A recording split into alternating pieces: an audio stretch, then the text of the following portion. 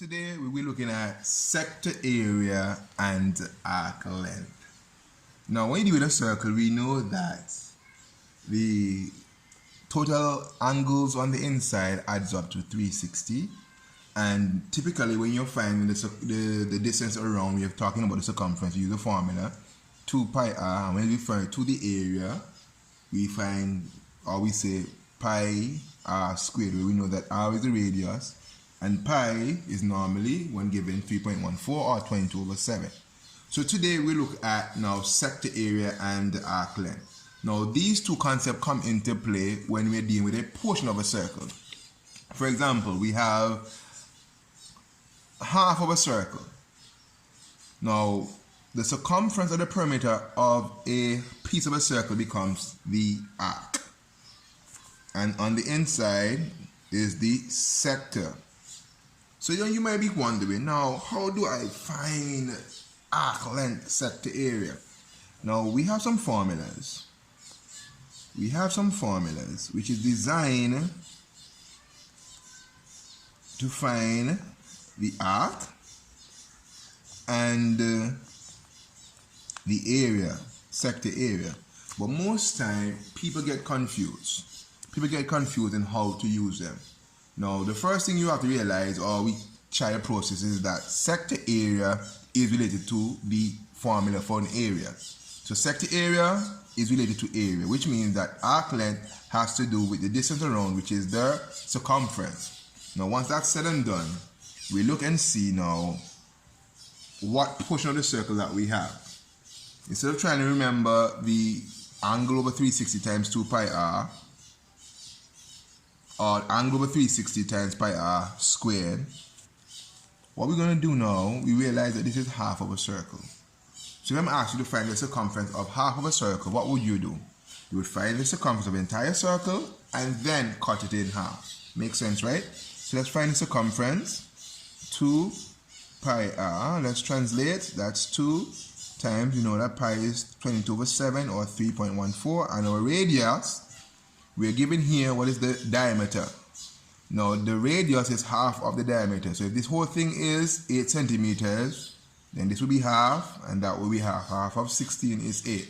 So we multiply that by 8. So when we are multiplying now, we're going to say 2 times 3.14 times 8, and we get 50.24 centimeters. Now this will be the circumference of the entire shape, our entire circle. But the thing is, do we have an entire circle? No, we don't. So we have half of a circle. So all we have to do to find the area, or the circumference, sorry, of this half of a shape is to divide our answer by 2. So the arc length would be 50.24 divided by 2, which gives me half of 50 is 25, and half of 24 is 12 centimeters. So that would be the arc length. So all we did, we found the circumference of the entire thing, and then because we have half of a circle, we divided by 2. If we had a quarter like down here, we would divide it by 4. Or if we had 3 quarters, we would divide it by 3 quarters, or 0.75. So now we're going to find the area. So let's find the area of the entire circle first. So that would be 3.14 times r squared. R is 8, so 8 times 8 is 64. So we're going to say now 64 times 3.14. So 64 times 3.14, and we get 296. Now this 296 will represent the area of the entire shape. But we don't have an entire shape, we have half of it. So the sector area would be 200.96 divided by 2. So we got half of 200 is 100, half of 9 is 4, and half of 16 is 8. And remember, when you're dealing with area, our unit is the square. Okay? So next problem here. We have a right angle and we have a radius of 4 centimeters. We can see that this is a quarter of a circle. Now let's say, for example, you did not know that. Now, that's a straight line. We know that the angles on a straight line add up to 180 degrees. If I draw another straight line, that's another 180 degrees. And every time a line bisects another line, we get right angles. So if we're here and we make a nice U-turn, we know that we have gone back and created circles. This is how we know that the angles of a circle add up to 360. So if we only have a right angle, we know that this portion of the circle is 90 degrees. And we have 90 degrees here, 90 degrees here, and 90 degrees here. So we will know now that this is a quarter of a circle.